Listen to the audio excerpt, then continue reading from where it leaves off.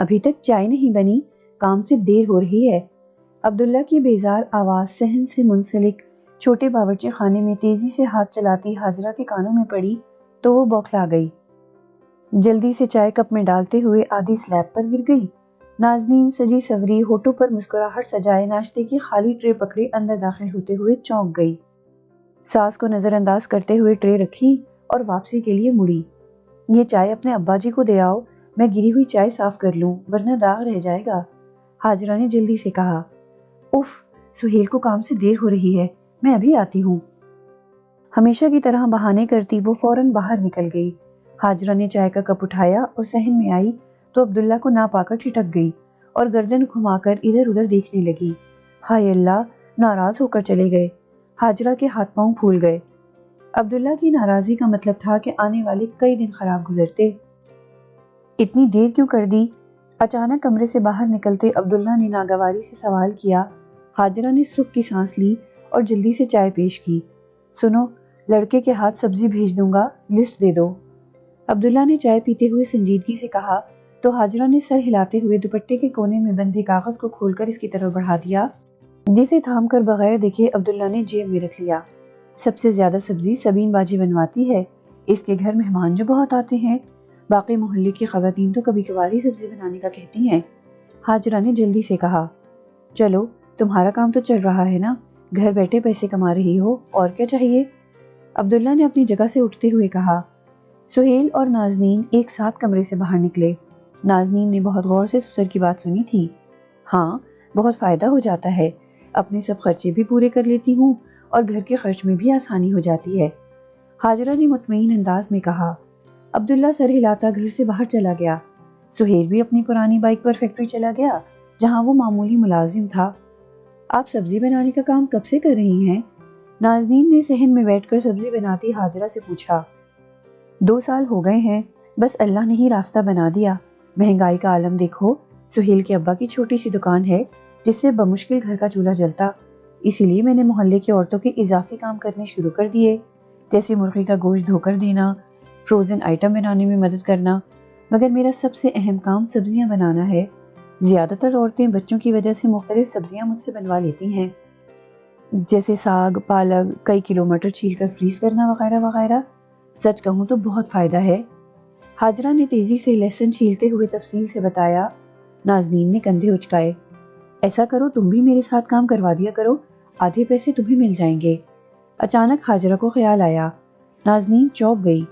مجھے کیا ضرورت پڑی ہے اپنے ہاتھ خراب کرنے کی؟ وہ بڑبڑاتی ہوئی اندر چلی گئی۔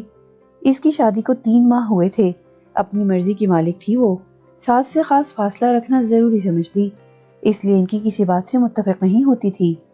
حاجرہ نے گہری سانس لی۔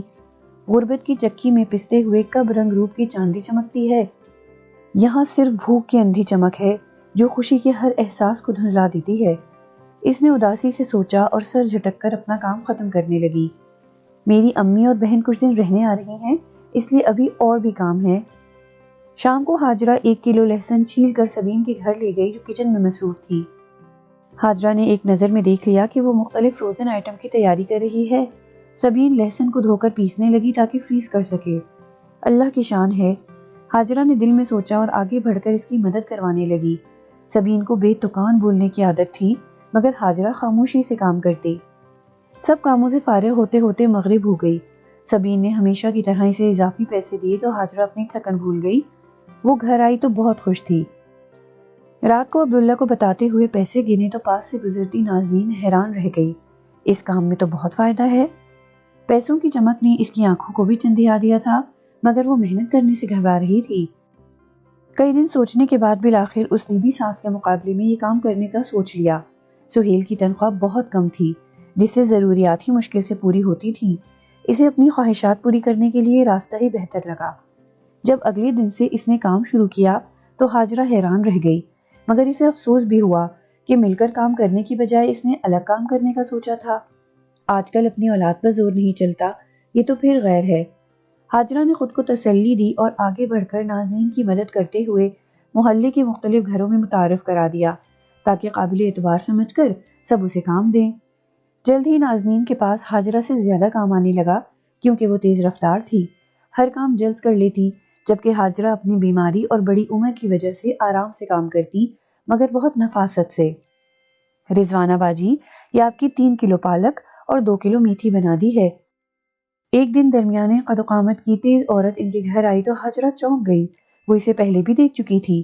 نازنین کے پاس اس کا آنا حاجرہ کو پسند نہیں آیا تھا۔ وہ سر جھٹک کر اندر چلی گئی جبکہ وہ دونوں صحن میں بیٹھی باتیں کر رہی تھیں۔ یہ لو تمہارے پیسے، ویسے تم سبزی بنانے کے زیادہ پیسے لیتی ہو، رضوانہ نے منہ بناتے ہوئے کہا۔ نازنین نے اسے گھورا مگر کہا کچھ نہیں۔ نیلے گیٹ والی سبین کا پتہ ہے، وہی لمبی اور گوری سی؟ اچانک رضوانہ نے مدھم لہجے میں سوال کیا۔ اس نے اس بات میں سر ہلایا۔ وہ تو اماں کی پسندیدہ باجی ہیں، بہت کام دیتی ہیں، شاید اس لیے۔ وہ مسکرا کر بتانے لگی۔ اچھا، کون سے کام؟ رضوانہ کے تجسس کو پر لگ گئے تھے۔ پچھلے دنوں ان کے میکے والے رہنے آئے تھے تو انہوں نے… نازنین نے وہ ساری تفصیل بتا دی جو اسے حاجرہ سے پتہ چلی تھی۔ رضوانہ سنتی رہی اور پھر سر ہلاتی وہاں سے چلی گئی۔ نازنین پیسے گنتی ہوئی اپنے کمرے کی طرف بڑھ گئی۔ تم اچانک؟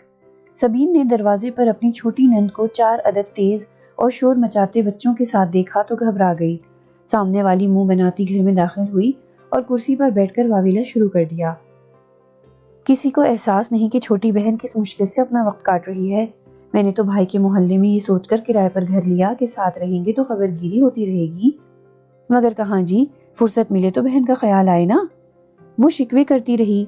سبین جلدی سے چائے کا انتظام کرنے کچن کی طرف بڑھ گئی۔ اس کے چاروں بچوں نے چند لمحوں میں وہ ادھم مچایا کہ گہری نیند سویا فرخ گھبرا کر اٹھا اور جلدی سے باہر آیا۔ بہن کو دیکھتے ہی ٹھٹک گیا، جبکہ بچے ماموں کو دیکھتے ہی سرپٹ دوڑے جیسے اولمپک کی ریس میں شامل ہوں اور اس سے لپٹ گئے۔ فرخ نے بمشکل خود کو محبت کے اس عملی مظاہرے سے چھڑایا اور بہن کے پاس بیٹھ گیا جو مسلسل بھائی سے خیال نہ رکھنے کا شکوہ کر رہی تھی۔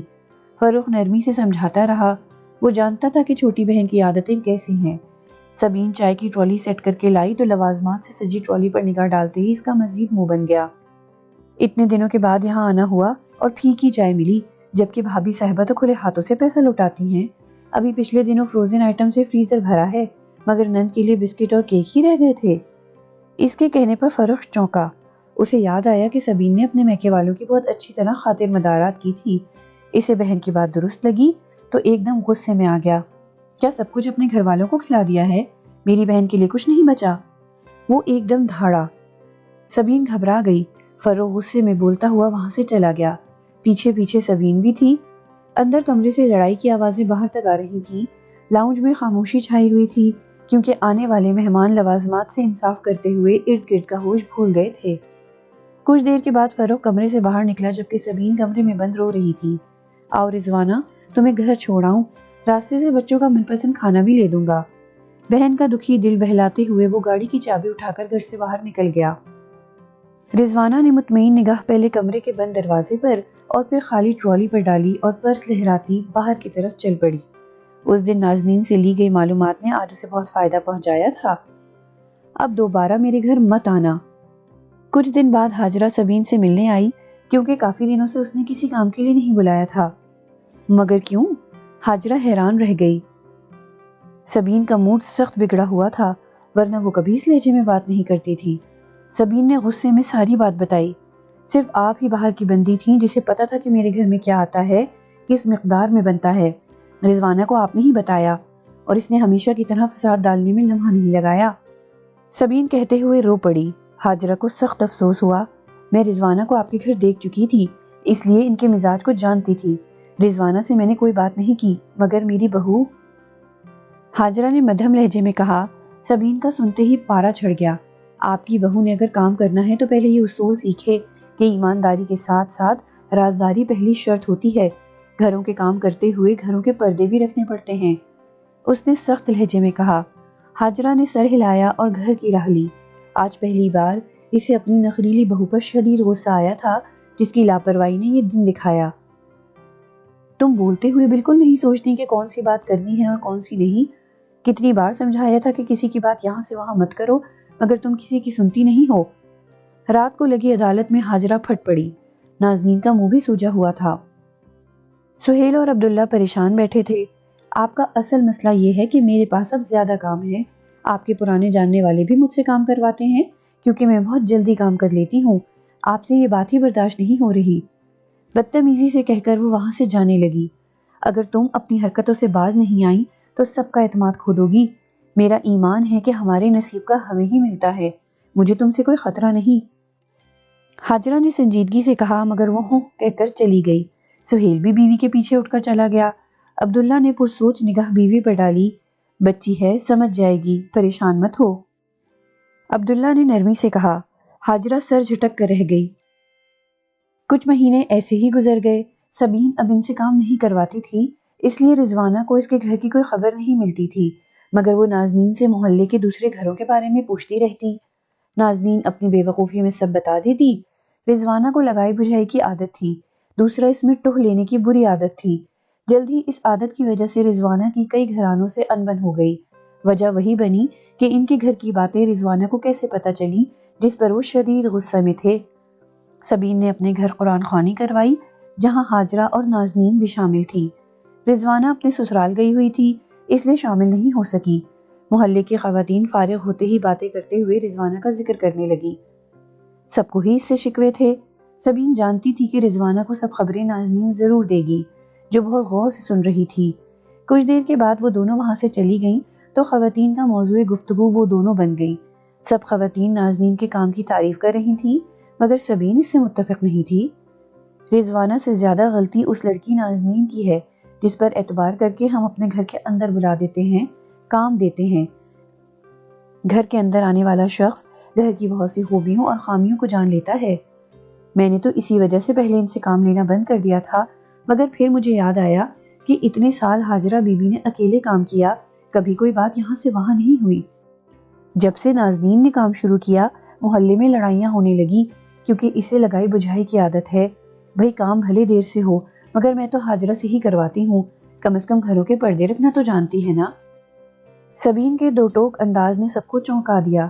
اگلے دن نازنین حیران رہ گئی جب محلے کے زیادہ تر گھرانوں نے اس کے بجائے ہاجرہ بی بی کو کام دیا۔ مزید کچھ دن گزرے جب نازنین کے پاس بالکل کام نہیں رہا تھا۔ اس دوران رضوانہ نے یہاں سے دور ایک سوسائٹی میں گھر لے لیا۔ سبین نے سکھ کا سانس لیا، اور اس کی طرح کئی لوگوں نے بھی جو اس کے شر سے تنگ تھے۔ حالات کی تنگی نے نازنین کے ہوش اڑا دیے۔ آگے پیچھے ہوئے دو بچوں کی وجہ سے ضروریات کا پہاڑ سامنے کھڑا تھا، جسے سہیل کے لیے اکیلے سر کرنا آسان نہیں تھا۔ وہ زیادہ پڑھی لکھی تو تھی نہیں کہ کوئی نوکری کر لیتی۔ اسے اکثر افسوس ہوتا کہ اچھا بھلا چلتا ہوا کام اس کی حماقت کی وجہ سے بند ہو گیا، جبکہ ہاجرہ بھی آج بھی کام کر رہی تھی، بلکہ اب تو اسے فرصت ہی کم ملتی۔ ہاجرہ جانتی تھی کہ نازنین پریشان رہتی ہے۔ ایک دن اس نے نازنین سے بات کرنے کی ٹھانی۔ میرے پاس کام بہت ہے، مگر ہمت اب کم ہو رہی ہے۔ اگر تم میرا ساتھ دو تو ہم دونوں مل کر کام کر سکتے ہیں، پیسے آدھے آدھے۔ ہاجرہ کے منہ سے نکلے الفاظ نے نازنین کو ساکت کر دیا۔ کتنی ہی دیر وہ سوچتی رہی کہ اس کے برے رویے کے باوجود بھی ہاجرہ کا دل کتنا بڑا ہے۔ شاید اپنے بیٹے یا پوتے پوتی کی فکر میں وہ اسے ایک اور موقع دینا چاہتی تھی۔ جو بھی تھا، اب کی بار اس نے منع نہیں کیا۔ ٹھیک ہے، آج سے ہی کام شروع کرتی ہوں، نازنین نے جلدی سے کہا، جیسے اگر وہ تھوڑی دیر بھی کرتی تو ہاجرہ یہ آفر واپس لے لیتی۔ وہ اس کے سامنے بیٹھ کر سبزی بنانے لگی۔ ہاجرہ مسکرائی اور مطمئن ہو کر سامنے رکھی سبزی کی طرف متوجہ ہو گئی۔ آج پہلی بار وہ دونوں ساس بہو دوستانہ انداز میں باتیں کرتے ہوئے کام کر رہی تھیں۔ ہاجرہ کو یقین تھا کہ اب کی بار نازنین دوسروں کے گھروں کے پردے کسی اجنبی کے سامنے نہیں اٹھائے گی۔